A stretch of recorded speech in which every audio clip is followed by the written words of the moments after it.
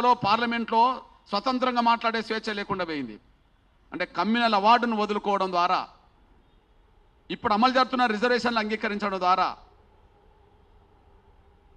స్వేచ్ఛ స్వాతంత్రాలు కోల్పోయిండు అనడానికి అది సాక్ష్యంగా ఆనాడు అంబేద్కర్ మాటలు మాట్లాడినే సాక్ష్యం. కారణాలు ఏమైనా, రిజర్వేషన్లు ఎంత అమలు జరుగుతున్నా, రిజర్వేషన్ల వల్ల ఎంతమంది దళితులు కొంత పైకి వచ్చినా, కానీ మేము కోల్పోయింది కమ్యూనల్ అవార్డు కదా, దానివల్ల మేము స్వేచ్ఛ స్వాతంత్రాలు కోల్పోయినాం కదా అనే అభిప్రాయం ఉన్నది. సంతకం పెట్టిన రోజు అంబేద్కర్కు ఉన్నది. ఇవాళ 100 సంవత్సరాల దగ్గరకు వచ్చింది. 32 అంటే ఇవాళ 25లో ఉన్నాం. 93 ఏళ్ల తర్వాత కూడా ఆ పూనా ఒడంబడిక మీద నిరసన వ్యక్తాలు జరుగుతున్నాయంటే మేము ఏం కోల్పోయినామో అది సాక్ష్యంగా నిలబడ్డది. రెండోది మనం తెలంగాణ రాష్ట్ర ఉద్యమం జరుగుతున్న సమయంలో, తెలంగాణ ఏర్పాటు జరగడానికి ముందు గతంలో కేసీఆర్ గారు ప్రకటించిన మాటకు కట్టుబడి లేకపోవడం వల్ల ఆదివాసీ సమాజం నష్టపోయింది. తెలంగాణ రాష్ట్ర ఏర్పాటు ఉద్యమం జరుగుతున్నప్పుడు గత కేసీఆర్ గారు ముందు భౌగోళిక తెలంగాణ కోరుకుంటున్నాం. అంతకుముందు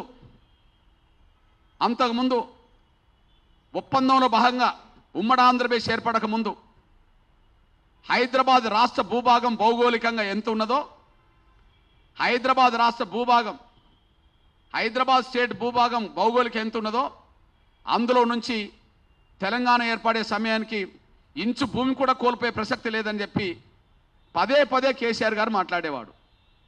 అంటే భౌగోళిక తెలంగాణ అంటే ఆంధ్రప్రదేశ్లో కలవక ముందు ఏ హైదరాబాద్ రాష్ట్రం అయితే విలీనమైందో, ఎంత భూభాగం అయితే విలీనమైందో అంత భూభాగంలో ఒక గ్రామం కాదు కదా, ఒక ఇంచు కూడా వదులుకోలేము అని చెప్పి మాట్లాడేవాడు. కానీ తీరా తెలంగాణ రాష్ట్రం ఏర్పడే సమయంలో అటు సీమాంధ్ర భూస్వామ్య వర్గం, పెట్టుబడిదారు వర్గం తీసుకొచ్చిన ఒత్తిడికి అటు కేంద్రం తలొగ్గి, ఇటు కేసీఆర్ కూడా స్పష్టంగా యుద్ధంలో లేకుండా పోవడం వల్ల దాదాపు భద్రాచలం పరిధిలోని 7 మండలాల పరిధిలో ఉండి 200 గ్రామ పంచాయతీలు, ఆ గ్రామ పంచాయతీ పరిధిలో ఉండబడే 95% పైగా ఆదివాసులు ఇవాళ నీట మునిగారు. హైదరాబాద్ నుండి పరిపాలన చేసే వాళ్లకు ఆ బాధ అర్థం కాదు. తెలంగాణ రాగానే పరిపాలించేటోళ్ళకి ఆ బాధ అర్థం కాదు. కానీ నిన్నటి వరకు తెలంగాణ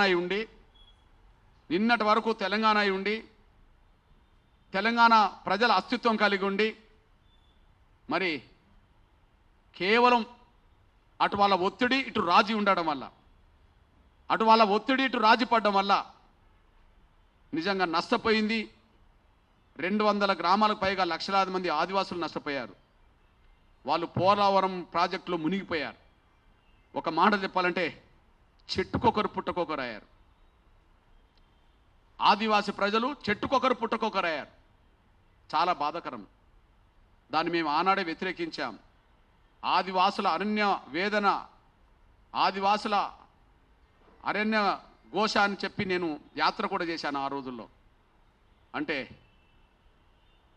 పూనా ఒడంబడిక జరిగేటప్పుడు ఏ ఆవేదన అయితే అంబేద్కర్కు మిగిలి ఇప్పటికీ దళిత వర్గాల ఆవేదన ఉన్నదో, తెలంగాణ రాష్ట్రం ఏర్పడే సమయానికి ఏ ఆదివాసీ ప్రజలకైతే అన్యాయం జరిగిందో, షెడ్యూల్ కులాల వర్గీకరణ జరిగే సమయానికి ఈ 59 కులాల్లో ఏ కులానికి కూడా భవిష్యత్తులో అన్యాయం జరిగిందని అనుకోకుండా ఉండాలంటే ఇప్పుడు వర్గీకరణ ప్రక్రియలో ఖచ్చితంగా ప్రతి కులం భాగస్వామ్యం కావాలని, మీకుండబడే వెనుకబాటు, మీకుండబడే జనం, అదే సమయంలో మీకు జరిగిన అన్యాయాన్ని మరొకసారి కమిషన్ దృష్టికి తీసుకురావడానికి ఈ ఉన్న సమయాన్ని ప్రతి ఒక్కరు సద్వినియోగం చేసుకోవాలని చెప్పి ప్రతి కుల సంఘానికి నేను అప్పీల్ చేస్తున్నా.